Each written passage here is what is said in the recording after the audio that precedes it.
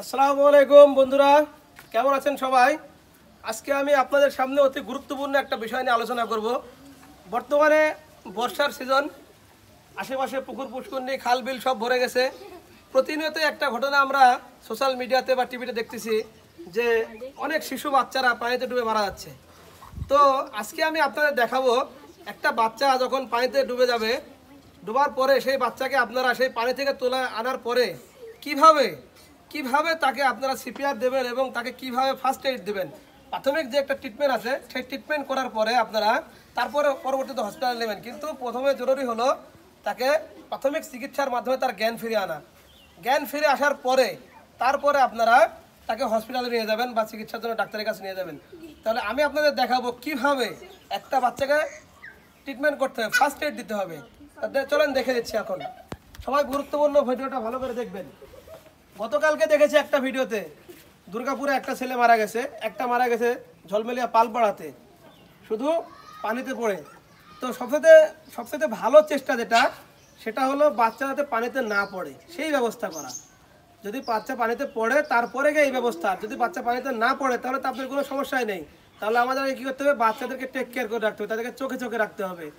তাহলেই আমাদের এই বিপদটা আসবে না। যদি বিপদ এসে যায় তাহলে কিভাবে আমরা সেখান থেকে ঘুরে আসবো, কিভাবে একটা বাচ্চাকে আমরা প্রাথমিক চিকিৎসা দেবো, সেই বিষয়ে আজকে আলোচনা করব। আসেন দেখিয়ে দিই। সাপোজ মনে করেন এই বাচ্চাটি পানিতে পড়েছে। এখন এই বাচ্চাটি পানিতে পড়েছে, তাহলে আমরা কি করব, এই বাচ্চাটিকে পানি থেকে তুলে আনবো। তুলে এনে অনেকে মাথায় নিয়ে নাচানাচি করে, এটা করবেন না, এটা করে আপনার বাচ্চা আরও মারা যাবে, এটা করা যাবে না। তাহলে কি করতে হবে, আপনি যখন একটি বাচ্চা যখন পানিতে পেট ভরে যায় তখন তার ফুসফুস পানিতে ব্লক হয়ে যায়, যার কারণে ফুসফুস দিয়ে নিঃশ্বাস পার হতে পারে না, যার কারণে হার্ট ব্লক হয়ে যায়। হার্ট ব্লক হওয়ার কারণে ব্লাড সার্কুলেশন করতে পারে না।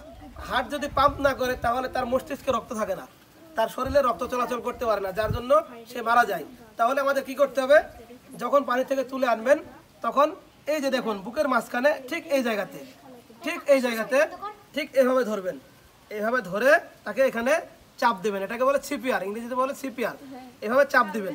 যখন আপনি এভাবে চাপ দিবেন তখন তার মুখ দিয়ে পানি বের হয়ে আসবে, ফুসফুসটা ক্লিয়ার হয়ে যাবে, তখন সে নিঃশ্বাস নিতে পারবে।